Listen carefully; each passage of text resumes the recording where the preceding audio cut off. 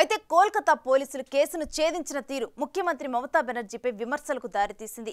Case CBI చేతికి వెళ్లిన తర్వాత వైద్యురాలి డైరీకి సంబంధించిన ఒక కీలక పేజీని ఆమె తండ్రి సీబీఐకు అందజేశారు. ఇది ఈ కేసుకు సంబంధించి వైద్య వ్యవస్థలో ఉన్న లోపాలను బయటపెట్టింది.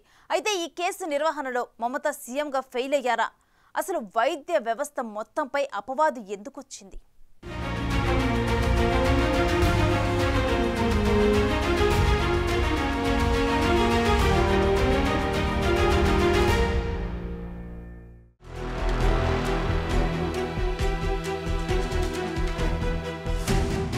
కోల్కతాలోని ఆర్జికర్ మెడికల్ కాలేజ్ హాస్పిటల్లో జరిగిన అత్యాచారం హత్య కేసుకు సంబంధించి 8 మంది వైద్యులు ఇతర వైద్య సిబ్బందిని సీబీఐ ప్రశ్నించటానికి పిలిచింది. ఇందులో కాలేజ్ మాజీ ప్రిన్సిపల్ ఘోష్ను కూడా సీబీఐ విచారణకు పిలిచింది. అలాగే రెసిడెంట్ డాక్టర్లు, బాధితురాలి సహోద్యోగులను కూడా సీబీఐ విచారణలో ఉన్నారు. ప్రస్తుతం తదుపరి విచారణలు జరుగుతున్నాయి. మరోవైపు ట్రైనీ డాక్టర్ తండ్రి కొన్ని సంచలన వ్యాఖ్యలు చేశారు. శ్మశాన వాటికలో మరో 3 మృతదేహాలు ఉండగా ముందుగా తన కుమార్తె మృతదేహాన్ని దహనం చేయటంపై అభ్యంతరాలు వ్యక్తం చేశారు. ఇప్పటి వరకు విచారణలో ఎలాంటి ఫలితాలు ఎందుకు రాలేదని ప్రశ్నించారు. పోస్ట్ మార్టం రిపోర్టులో ఒకరికంటే ఎక్కువ మంది నిందితులు ఉన్నారని చెప్తున్నా ఇంతవరకు దానిపై ఎలాంటి సమాధానం రాకపోవటంపై అనుమానాలున్నాయని అన్నారు. మొదటి నుండి ఆసుపత్రి డిపార్ట్మెంట్, మెడికల్ కాలేజ్ అధికారులెవ్వరూ సహకరించలేదని, ఈ ఘటనలో మొత్తం డిపార్ట్మెంట్ ప్రమేయముందని ఆరోపించారు. సరిగ్గా ఈ తరుణంలోనే వైద్య వ్యవస్థలో సరైన న్యాయం, భద్రత కావాలని దేశవ్యాప్తంగా ఆందోళనలు మిన్నెంటుతున్నాయి.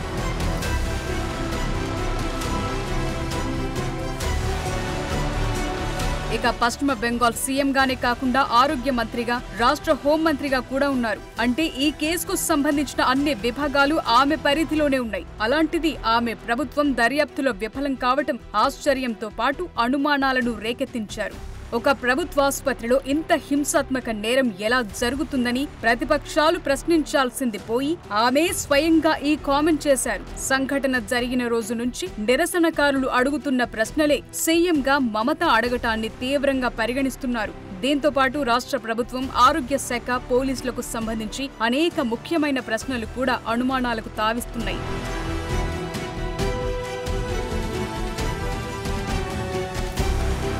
ముఖ్యంగా చూస్తే అత్యాచారం, హత్యకు గురైన వైద్యురాలి శరీరంలో 11 గాయాలుండి ఆమె దిగువ వస్త్రాలు తీసి ఉంటే ఇది ఆత్మహత్య అని ఆసుపత్రి అధికారులు ఆమె తల్లిదండ్రులకు ఎందుకు చెప్పారు?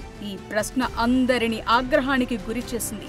ఇక తమ బిడ్డ మృతదేహాన్ని చూడనివ్వమని ఆ కుటుంబం పోలీసులను ఎందుకు వేడుకోవాల్సొచ్చింది? తల్లిదండ్రులకు బాడీని చూపించడానికి 3 గంటలెందుకు? చట్టానికి విరుద్ధంగా విలేకరుల సమావేశంలో బాధితురాలి పేరును ప్రస్తావించినందుకు నాడు ప్రిన్సిపల్ గా ఉన్న సందీప్ ఘోష్ కు పోలీసులు ఏదైనా నోటీస్ పంపారా?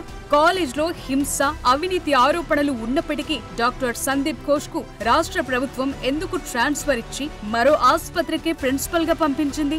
ఇంత ఘోరమైన ఘటనలో విచారణ జరుగుతున్న తరుణంలో ఆసుపత్రిలోని చెస్ట్ విభాగంలో ఎందుకు మరమ్మతులు ప్రారంభించారు? ఇలాంటి పలు ప్రశ్నలకు సమాధానం లేకపోగా సీఎం తనకు సంబంధం లేనట్లు వ్యవహరించడంపై అనుమానాలు పెరుగుతున్నాయి.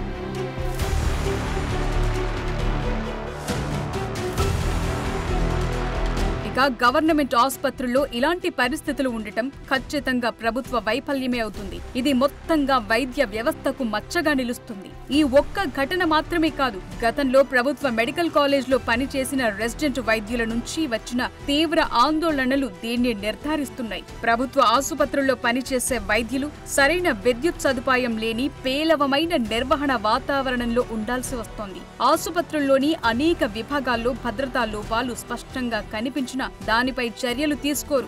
నేరాలను పర్యవేక్షించడానికి సీసీటీవీ వంటి సరైన టెక్నాలజీ కూడా ఉండదు. దీనికి తోడు రోగులు, వారి అటెండెంట్లు, ఆసుపత్రి సిబ్బంది, సహోద్యోగులు, సీనియర్ డాక్టర్లు, వైద్య ఉపాధ్యాయుల నుండి వైద్య సేవల్లో ఉన్న మహిళలు లైంగిక దాడులు, బెదిరింపులు, హింసను ఎదుర్కోవాల్సి వస్తోంది. మహిళా రోగులు కూడా ఆసుపత్రుల్లో ఇలాంటి హింసనే ఎదుర్కొనే పరిస్థితి ఉంది.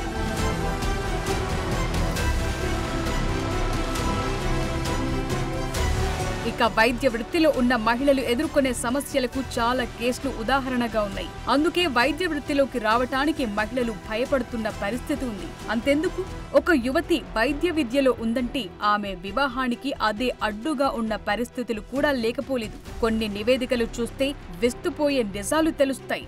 2024 ఫిబ్రవరి నుండి నేషనల్ మెడికల్ కౌన్సిల్ డేటా ప్రకారం మెడికల్ ప్రోగ్రాంల నుండి తప్పుకున్న వారిలో 153 మంది ఎంబీబీఎస్ విద్యార్థినీలు, 1117 మంది పోస్ట్ గ్రాడ్యుయేట్ కోర్సుల్లో ఉన్న మహిళలున్నారు. గత 5 ఏళ్లలో ఎంబీబీఎస్ విద్యార్థినులు, పోస్ట్ గ్రాడ్యుయేట్ డాక్టర్లతో సహా కనీసం 122 మంది వైద్య విద్యార్థులు విద్యాపరమైన ఒత్తిడి, బర్న్అవుట్, మానసిక అనారోగ్య సవాళ్లు, ప్రతికూల పని వాతావరణం కారణంగా ఆత్మహత్యలు చేసుకున్నారు.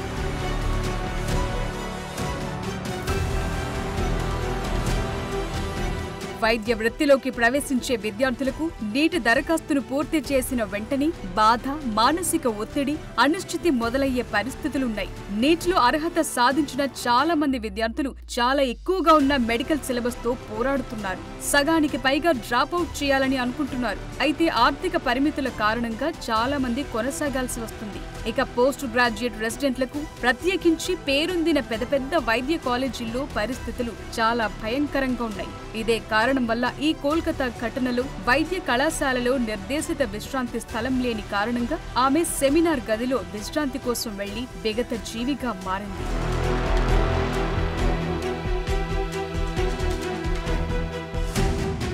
ఇక రాత్రి వేళల్లో ఎమర్జెన్సీ, ఇతర అవసరాల కోసం రెసిడెంట్ వైద్యులకు సరైన సహాయక సిబ్బంది ఉండరు. అలాగే ఆసుపత్రుల్లో కెమెరాలు, భద్రతా సిబ్బంది వంటి భద్రతా చర్యలు తప్పనిసరి అయినప్పటికీ అవేవీ సరిగ్గా ఉండవు. కనీసం రెసిడెంట్ వైద్యులకు అవసరమైన విశ్రాంతి గదుల వంటి ప్రాథమిక అవసరాలు కూడా లోపంగా కనిపిస్తున్నాయి. వాస్తవానికి వైద్య కళాశాలల నిర్వహణను ప్రభుత్వం, నేషనల్ మెడికల్ కౌన్సిల్ నియంత్రించాల్సి ఉంటుంది. అయితే వీళ్లు సరైన చర్యలు చేపట్టరు. అలాంటప్పుడు ఇలాంటి దుర్ఘటనలు ఎలా ఆగుతాయి? రెసిడెంట్ వైద్యులకు సురక్షితమైన, గౌరవప్రదమైన వర్క్ ఎన్విరాన్మెంట్ ఉండేలా ప్రభుత్వం ఎన్ఎంసీని ఆదేశించాలి కదా. ఇందులో ఖచ్చితమైన ఆదేశాలు లేకుండా కేవలం కాగితంపై హామీలిచ్చే ప్రభుత్వాలతో రక్షణ ఎలా దొరుకుతుంది?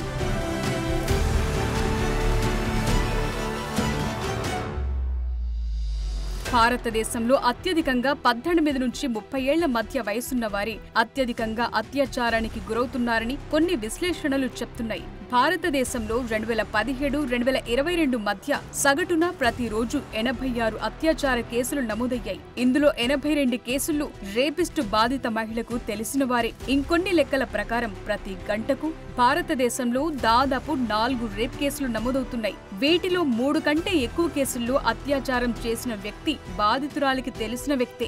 ఇక వార్షిక నేషనల్ క్రైమ్ రికార్డ్స్ బ్యూరో నివేదిక ప్రకారం భారతదేశంలో మొత్తం 1.89 లక్షల అత్యాచార కేసులు నమోదయ్యాయి. ఇందులో 1.91 లక్షల మంది బాధితులున్నారు. సగటున ప్రతిరోజు కనీసం ఒక మహిళ పనిచేసే చోటులో లైంగిక వేధింపులను ఎదుర్కొంటోంది. ఇలాంటి వాతావరణంలో ఏ మహిళైనా ఎలా పనిచేస్తుంది?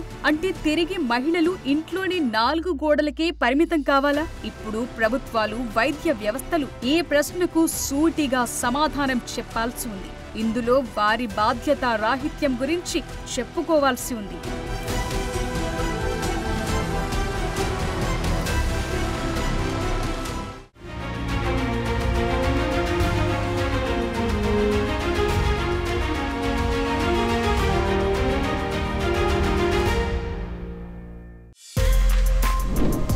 For more videos like this, subscribe Big TV channel.